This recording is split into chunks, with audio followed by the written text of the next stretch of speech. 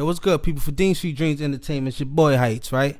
And I'm here to break down why I believe Danny Garcia will be knocking Shawn Porter out September 8th at the Barclay Center. So, September 8th is going down, man.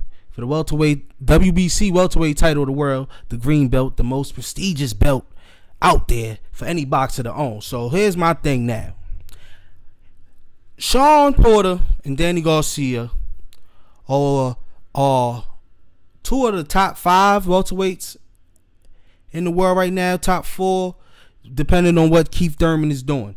And they fighting for Keith Thurman's vacant belt. So Keith Thurman had both the WBA and the WBC belt, which he won from Danny Garcia. So they basically fighting for Keith Thurman's vacant belt. So when you're going into a fight like this now, a lot of things you could do to break down this fight. But what I like to go through when I'm breaking down fights is I like to kind of look at the resumes. Because you know what? Fights like these are big fights. So I like to see how a fighter performs in other big fights. Did they show up? Did they find a way to win? Things like that. And yo, I seen Terrence Crawford and Errol Spence was arguing about who got the who's owning the block and this and that and all that. Let me tell y'all something.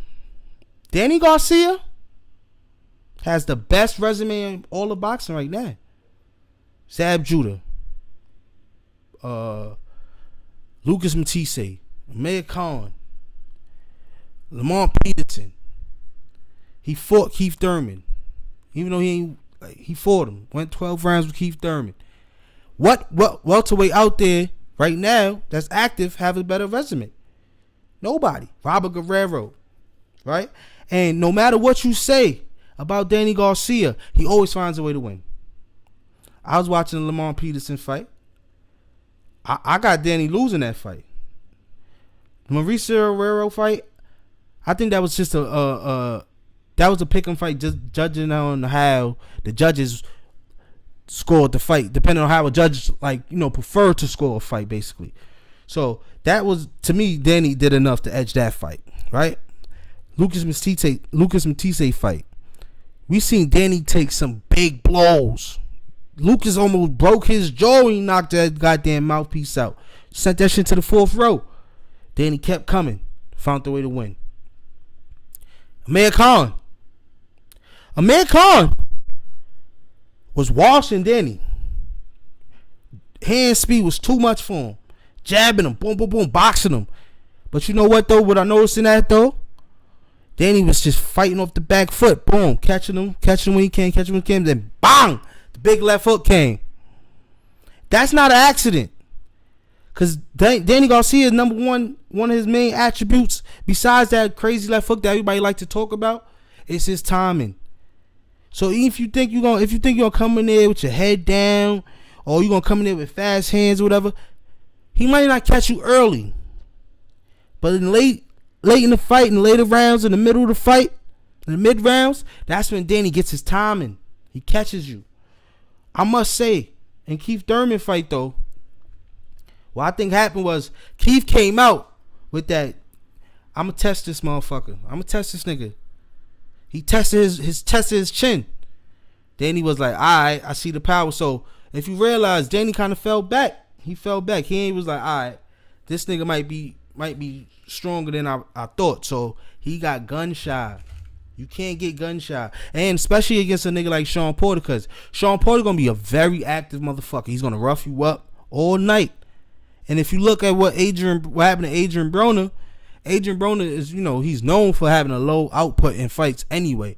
But Shawn Porter was able to throw off his rhythm. So AB wasn't able to get his timing right. You know what I mean? He wasn't. Shawn is very awkward. I give him that. But that awkwardness is also just going to be his downfall when it comes to a motherfucker like Danny Garcia. Because though Danny have a crazy left hand, don't sleep. That motherfucker right hands is dangerous. So what Danny got to definitely make sure he does in this fight, he got to come out and not only look for the counter left hook. He got to throw some right uppercuts in there. He got to throw some left. He got to throw combo punches basically. I noticed that's what he did against Lucas Matisse. When Lucas was trying to smother him, He was in there. He was able to hit him with some big body shots, back him up off of him. You get what I'm saying? And followed up with the right hands. It wasn't really the left hook was catching him, yeah, because that's Danny punch. But it was those right hands, those body shots that was destroying that ultimately was breaking down Lucas. In a couple more rounds, Lucas was going down. And now I'm gonna talk about Shawn Porter resume for a little bit, because Ken Porter always bringing up what Shawn did in the amateurs. Like, bruh, we get it. He was a good amateur.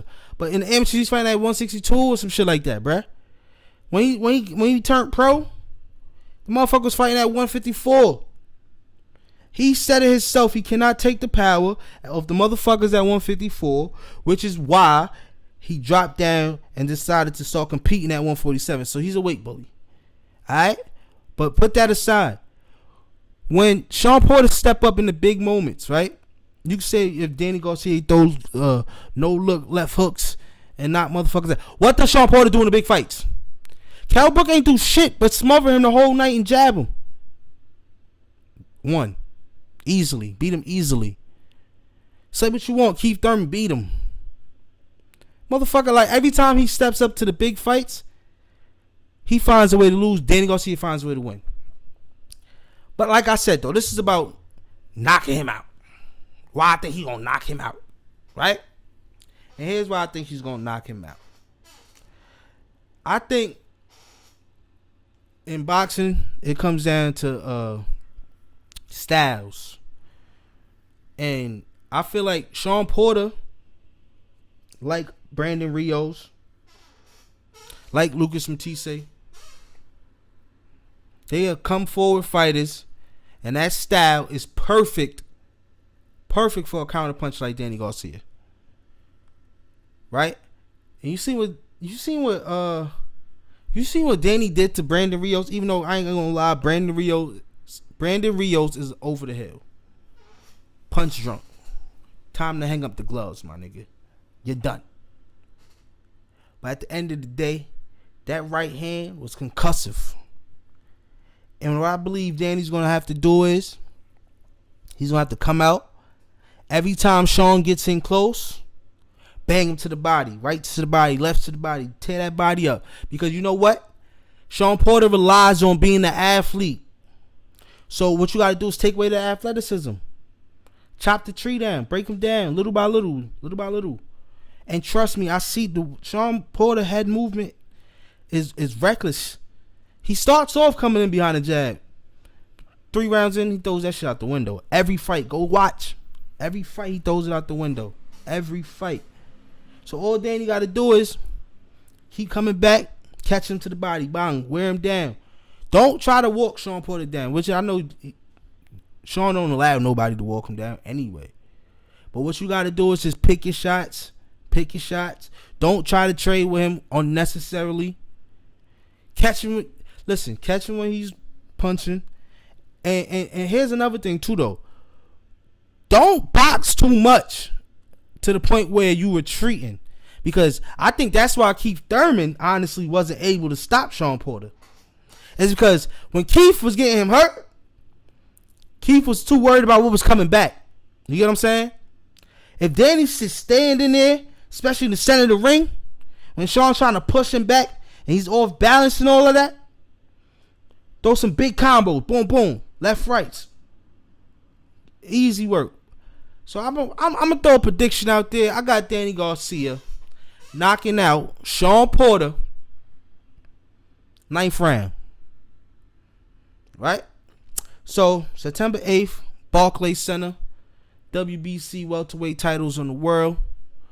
WBC Welterweight title of the world is on the line. The winner of this fight allegedly gets Errol Spence, the boogeyman of the division. But honestly, I think that winner will be Danny Garcia, and I would love to see Danny Garcia versus Errol Spence. And I will definitely have a fight breakdown for that fight coming up. So if you like this video, please make sure you subscribe to the video. Hit the like button, hit the subscribe button. More Dean Street Dreams boxing videos will be coming your way. Stay tuned. This is the first of many, man. It's your boy Heights, Dean Street Dreams Entertainment. You alright?